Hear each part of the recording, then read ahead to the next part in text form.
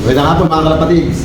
Nandito pala ako sa Parañaque Doctor Hospital kung saan ang location ng loob ni Mr. Emmanuel Go na idolo ng mga kalapatids. Papakita ko nga pala sa inyo yung una kong ginagawang breeding cage niya. Ito. So ito pala, breeding cage at stock log na rin ito mga kalapatids. Ito pala nung una kong ginawa sa kanya to. Hindi ko pala ito na-vlog. So, medyo busy kasi ko nun eh. So ngayon lang ako nagkaroon tayo na yung vlog ito. Mga kalapatids ito. Ang sukat niya pala nito is 5x12. Dalawa mga kalapatids. So kung naman sa nito is 10x12 mga kalapatids. So ito. Niligaw ko pala ito ng double door mga kalapatids. Safety mga breeder ni Sir Emmanuel Go.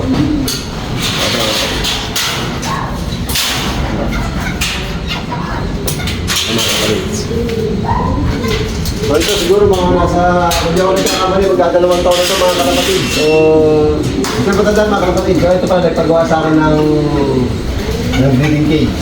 So, ang purpose pala nito, ito nagpagawa sa akin ng ganito kalaki, ng stock lock, tapos nagpagawa sa akin ng cage. So, pagkada nag-breed daw si mga kalapatid, para gusto raw niyang pawalan yung mga breeder niya para hindi laging nakakulong sa loob, para nakakawala dito. So, ginawa ko siya ng cage ng 2, 4, 6, 8. Bali, 16 holes yan mga kalapatid. Ayan. So, bali, ano ito mga kalapatid? Sa tigil-tigil sa'yo mga kalapatid. So, ito, hindi ko nagawa ito at pinapatakpan na lang yan sa logman niya. So, ito mga kalapatid, pwede na yan dito ng pakainan para hindi na nakasabi dito sa labas. So, dito, kung may mga itlog na lahat o may mga inakay na, pwede na silang kumain ng kabilaan mga kalapatid. May butas yan mga kalapatid. Ayan. So, 1, 2, 3, 4. So, bali, ano yan mga kapatid? 16 holes. Gawa pa na ito sa 1x1 na stigmating, 1 and 1/2 na tubular, at 1x1 na tubular na 1.5. Tsaka sa face sheet mga kapatid. Ayan. So, hindi ko na pala ginawa ng walling yan. So, ang pinaka-walling na yan, yung cage na to, at saka yung firewall doon sa may kabila mga kapatid. So, ito pala yung kabilang cage naman niya dito sa may kabila. 5x12 niya sukat ito mga kapatid. So, ano mga kalapatid, kung yan sinabi ko, meron dun sa kabilang cage, meron din dito. So, lahat pa ng mga ibon dito, mga kalapatid, inilipat niya ron sa bago kong cage na ginawa sa kanya o stock lock o sa breeding lock niya mga kalapatid. So, ipapakita ko sa inyo mga kalapatid. Ayan mga kalapatid, yung pinagawa niya sa akin na bago. So, today is Monday, so tapos na ako at uwi na ako ng kalupit. Ipapakita ko sa inyo yung ginawa ko. Ito mga kalapatid. So ito pala mga kalapatids, papipinturahan din niya ito ng ganong kulay. Kung anong kulay yung lock na ginawa ko sa kabila, papipinturahan niya sa lockman niya. Mga kalapatids, ito pala yung lock na bago pinagawa niya sa akin. Ginawa ko ito sa 1x1, steel matting, 1x1 na tubular, 1 1/2 na tubular. So ang sukat pala nung bawat isa nito mga kalapatids is 8x20 mga kalapatids. Ito. Para sa ito. So ito nga, nilagyan na rin niya sa akin ng double door kasi nung nakaraan niya, nawalan niya siya ng isang breeder. So ito, pinagawa niya sa akin ito ng double door at i-alis na niya dun sa may kabilang bahay niya, yung mga breeder niya at ililipat na rito para raw masit. Sayang nga naman yung gastos kung lagi na lang mayroon nakakawala. Hindi naman natin pinupulot yung pera, kaya kailangan isip na natin. Yung mga kalapatid ko. Gawa nga pala ito sa 1x2 na king-dry na kahoy. Tapos sa bearing, mga kalapatid. So, ito pa yung hagdanan niya.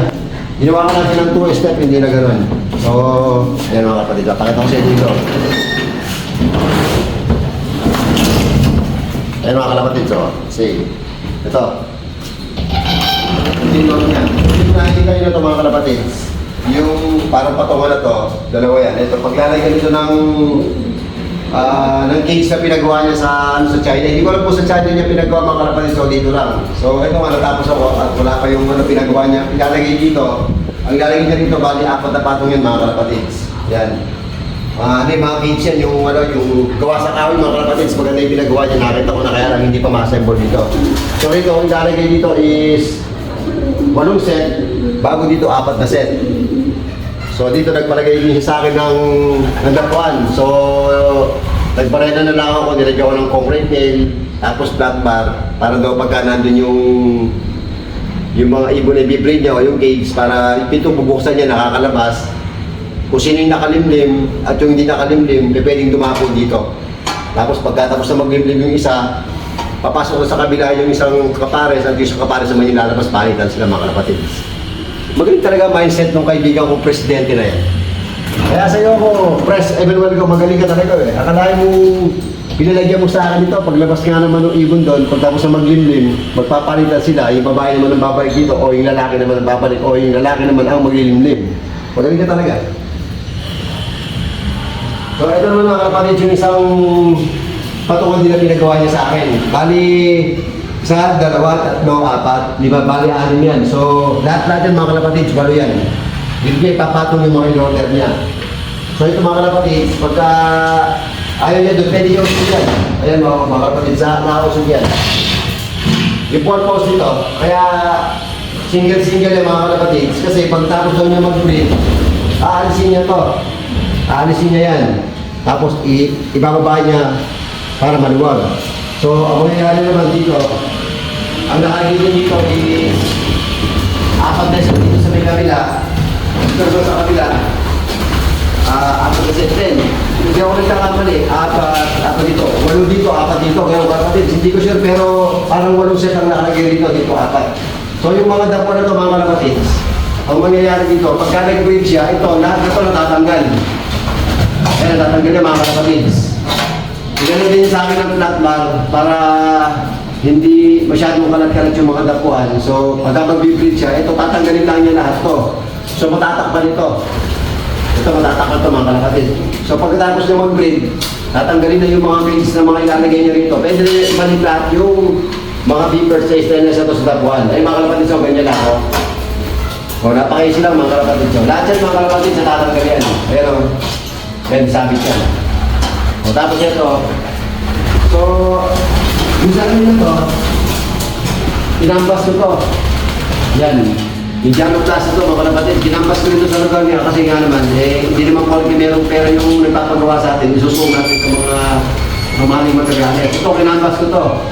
So, ito, umabot ito dito sa ang Paranaque ng hindi ako nagkakamali is 21,000 o 22,000 ito. Ito mga Jano Plus dito. Ito. Yan. Ito. At saka sa may kabila nyo mga kapatid. So, ang sabi ko sa kanya, magkakambas pa ako kasi ako mahal.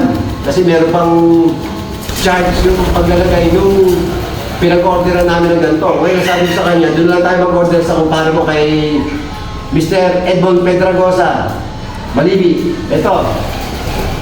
Sa kanya yung pinagawa ito, tapos ang ginawa ko na lang, ako na lang nag-assemble dito. So nakatipid si Boss Emmanuel Go ng 6,000 pesos. Sa akin din mga kapatid, 6,000 pesos, 5 na kapag din na patukayon. Hanggang kaya kung makatipid mga kapatid yung customer ko na nagpapagawa sa akin, gagawin ko para makatipid lang.